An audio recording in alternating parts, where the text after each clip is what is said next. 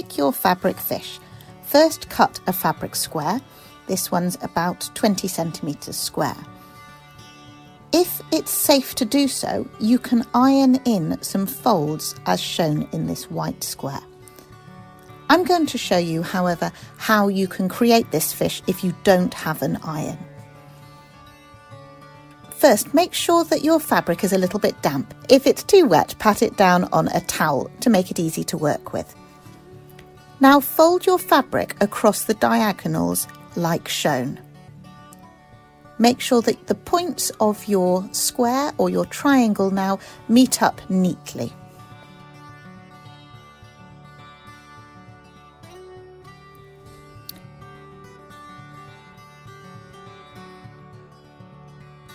Fold and place the fabric as shown here.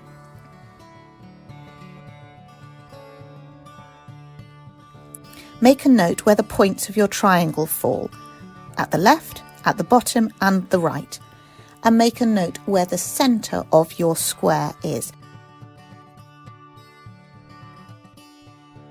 Take the bottom point of the triangle, the one nearest to you, and you're going to reverse the fold on this, keeping hold of the middle point. Lay what was the bottom point on top of the point on the left-hand side as shown, and smooth down, so your square now looks like this. Now we're going to look at the points on the bottom right. Take the top section and fold that in on itself and lay the two right-hand points back where they started. But now you've got the top line folded inside. Press your fabric down with your fingers so that it can keep its shape. Now take the top two edges and fold those across each other. This is going to create the tail of your fish. Each fold should go slightly over the central line.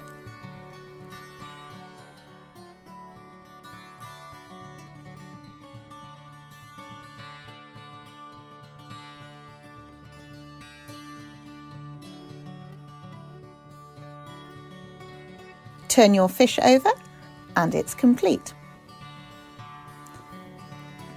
If your fabric's patterned, you might like to leave your fish just like this, or you could add decorations, buttons or sequins. If your fabric's plain like this, you could also add colour using pens or stitching techniques.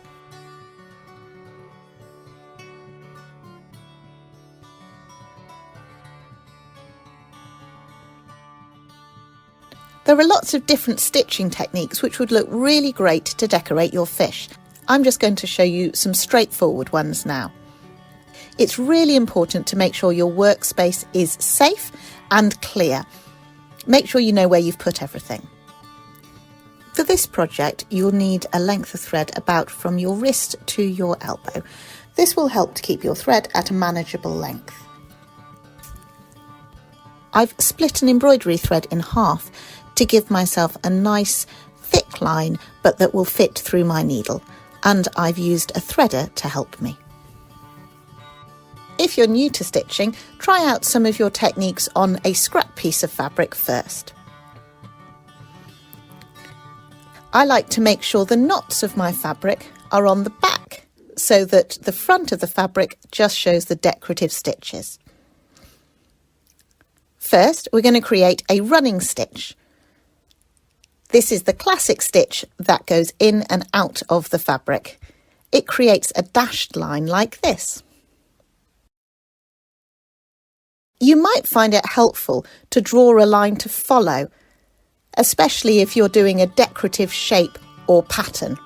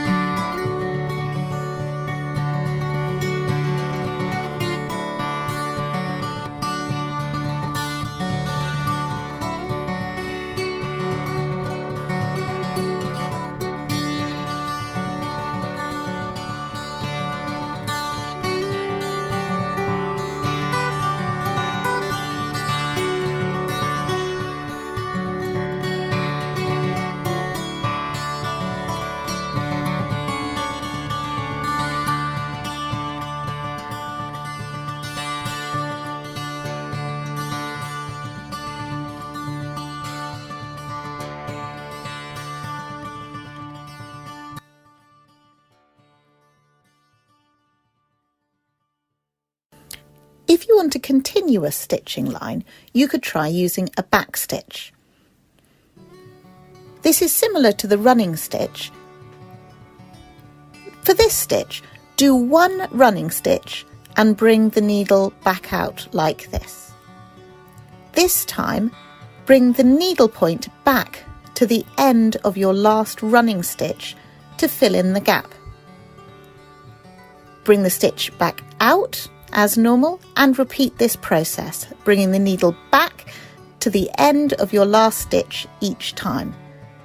This will create a continuous line.